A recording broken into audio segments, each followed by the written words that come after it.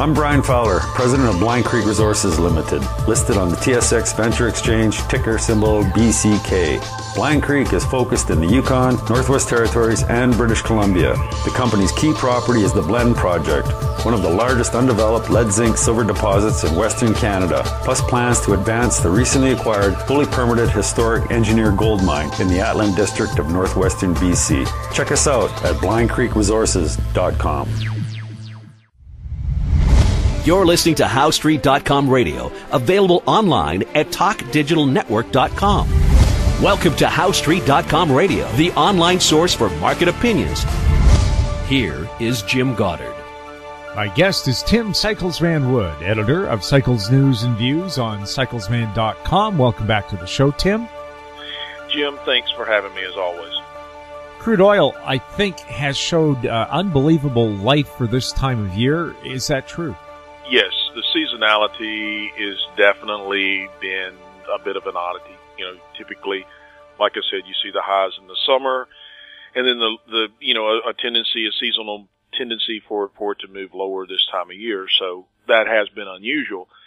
In talking about the cycles with crude oil and trying to put it all in perspective, you know, we know and identified, you know, way back in, it was February 2016, the 3-year cycle low. So we know that we had a low, higher degree low back then made.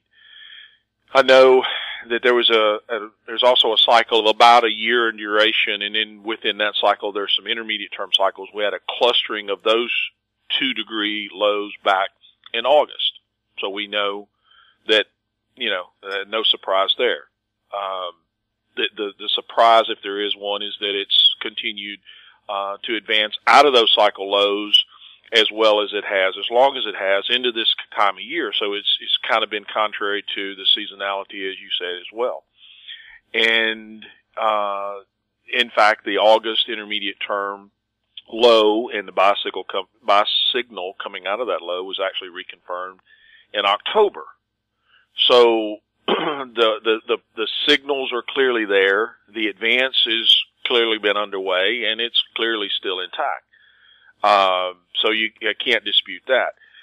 But at the same time, to try to put it in perspective, I do think that crude oil is moving into that annual and another intermediate degree cycle top.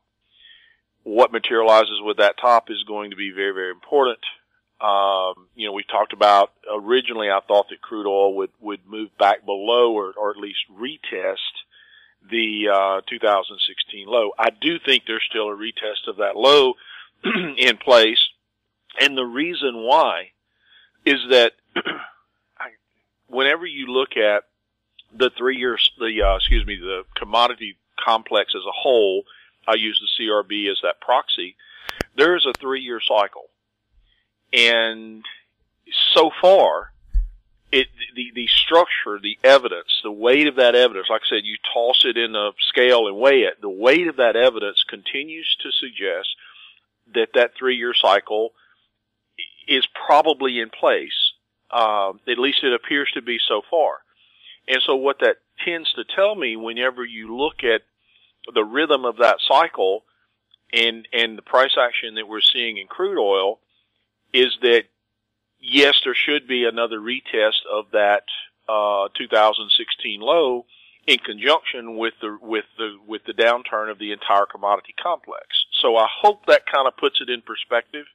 I do think that, you know, as of right now, I mean, we have a short and intermediate term buy signal on crude oil, but I do think it's pushing into that annual and intermediate degree top. And depending on how things set up coming out of that top, you know, it could coincide with the decline into the 3-year cycle low with the commodity complex. But, you know, that's a little bit down the road. Do you have any idea if the correction in crude happens, how deep it would be? You know, that depends on the degree of the cycle top. If we were to see the 3-year cycle top in the CRB and the commodity complex as a whole, then I think that would lead to, you know, the retest of that 2016 low. I don't know at this point. I need to get that intermediate an annual degree cycle top in place to see what the structure looks like in conjunction with that top. But it should be at least intermediate degree top. And I know I'm not directly answering your question, but I can't. I need to see the structure associated with that. Ultimately, I think we are retesting once we can confirm that we have that 3-year cycle top in the commodity complex. I do think that there is a retest of the 2016 low. Now, I don't know if you do any analysis in this area, Tim, but apparently the Chinese are talking to Saudi Arabia about buying up their 5% initial their IPO when it goes out next year. In other words, they want to start trading oil in yuan instead of dollars.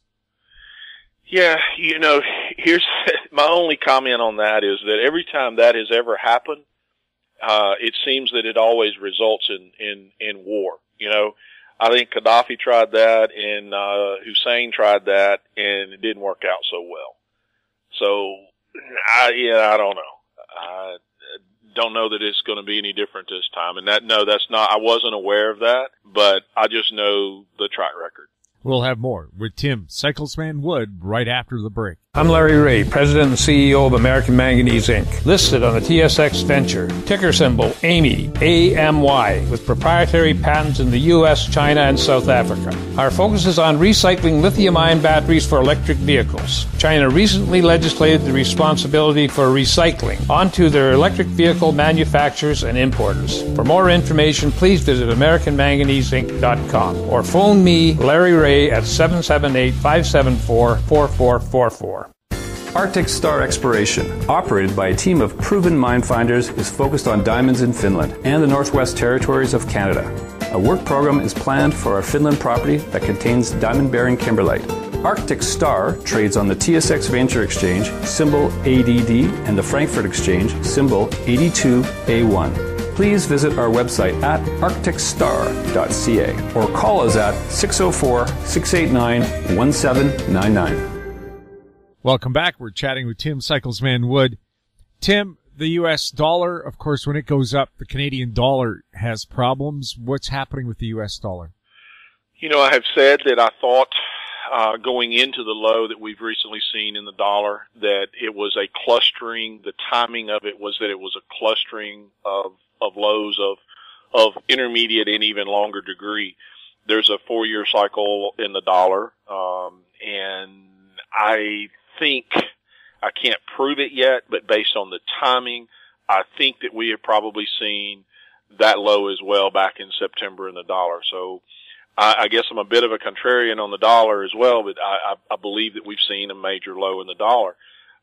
Short term, the dollar has, the structure looks very positive coming out of that low, and but we should be at or near some sort of a short-term top and a little bit of a correction, but then I look for, higher prices. I really think the dollar has made a significant bottom. Now, what it does, and I don't mean for this to sound like I'm talking out of both sides of my mouth, there is no question, okay, let me be clear. There is no question that the dollar has made the intermediate term, and again, there's a cycle of about of annual degree. Those lows are in place, I know. I can't confirm the higher degree 4-year low, but I suspect it's in place. Now, that said, that's opportunity. Those cycles are in place. They should be, bullish for, given the duration of those cycles, they should have, some bullish implications for a while. What the dollar does with this opportunity is a different story. As long as the structure remains positive, then those lows are in place, and the outlook is positive for the dollar. I like it. And I guess that said, looking the next on slate to look at is gold, and it's at the same level that it was this time last year, and so is silver, by the way.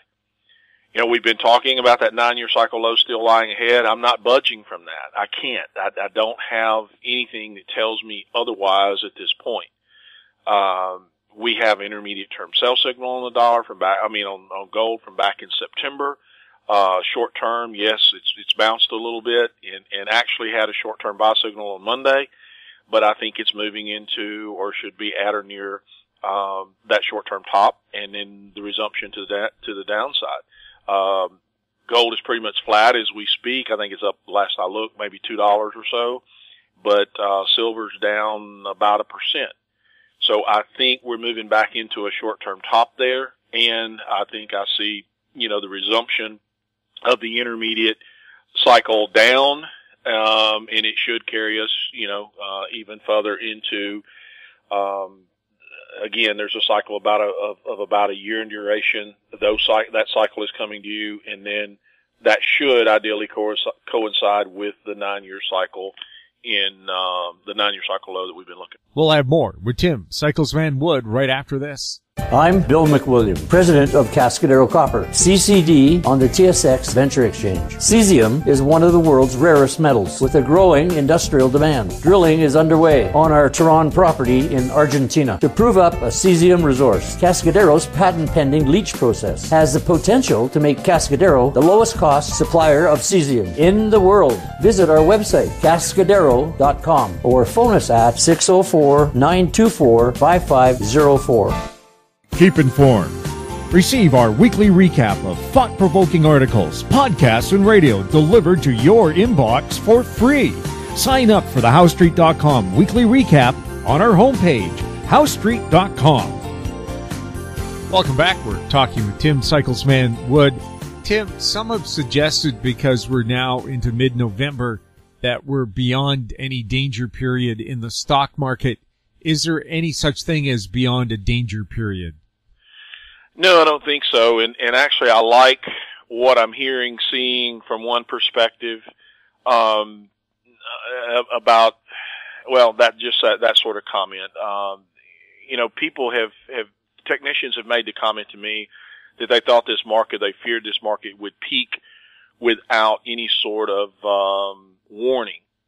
And I have to agree with that. I think it's going to catch. I've said a long time ago, I said, it's not the known that spooks the market. It's the unknown that causes the stampede. And so I think that it's going to be an unknown that's going to turn it, but there are subtle signs. And let's digress just a little bit, because I think this is important. We know, we have beat it to death that this is, a bubble of biblical proportion. Okay. All right. So beyond that, we had a 4-year cycle, a shallow decline into a 4-year cycle low in 2016, and then the market ramped up out of there. That 4-year cycle top in 2015 was an opportunity to prick the bubble, but I guess obviously it wasn't done, and we didn't, like I said, we didn't get much of a decline into that 4-year cycle low. Okay, fine. We ramp up out of that low, and now things are perhaps changing here. One of the major warnings I've talked about, and who looks at the Tel Aviv market? Why I looked at it, I don't know. I have a database, and I scroll through the charts, and I see what I see. And, I've talked about how the Tel Aviv the Tel Aviv 35 specifically back in August, it moved below that 2016 4-year cycle low. Well, that structurally tells us that market is broken. Now, it's rallied out of the August. It had an August intermediate term cycle low, just like everything else, and it's rallied since. But the higher degree structure there, it's broken. So that has been a major warning. And let me digress for a second. I left something out. Just to be clear, is that you can overlay a chart of, say the S&P and the NASDAQ, and you can see the cyclical movements. I mean, they're not perfect to the same day, but the basic same rhythm. The same is true if you take a chart of the Dow and whatever, the Tel Aviv. They have always moved in a very close similar cyclical rhythm. And so knowing that, my point is that the fact that the Tel Aviv is broken is a warning. I mean, how else can you take it?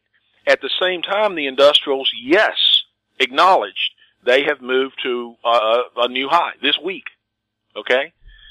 But the Tel Aviv, my point is telling us something now. beyond that, you can also do this same exercise.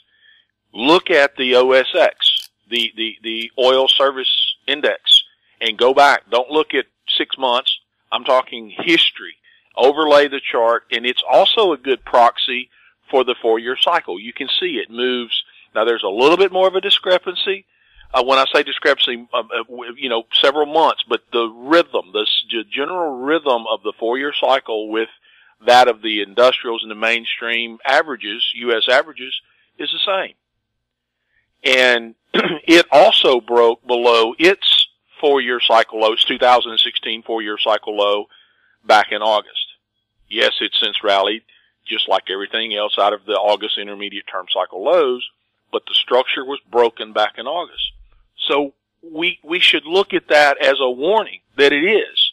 I mean, if something has always behaved this way, and now all of a sudden there's this discrepancy, then it has to be taken as a warning that something's wrong. And then one more, if you look at the airline index, the XAL, now to a lesser degree, I mean, it hasn't broken below its August low. It's 2016 low yet, so it's not as broken as the Tel Aviv or the OSX, but it's showing some signs. And so there are some cracks, and yet the industrials have continued to press higher and higher and higher and higher, and we have this complacent environment, and now comments being made like what you said, that, we passed the danger zone. Well, looking at the cycles on the Dow Jones Industrial Average, there is also, like I said, the 4-year cycle, and then within which bottomed in 2016. And then within that, there's this little, about a cycle of roughly a year in duration from low to low. Well, it last bottomed in November of 16. That cycle advance is extremely stretched now. We should be into a low, and we're still up. So we're stretched at that level. We had the intermediate term low in August, and hey, that buy signal's still in place on the industrials.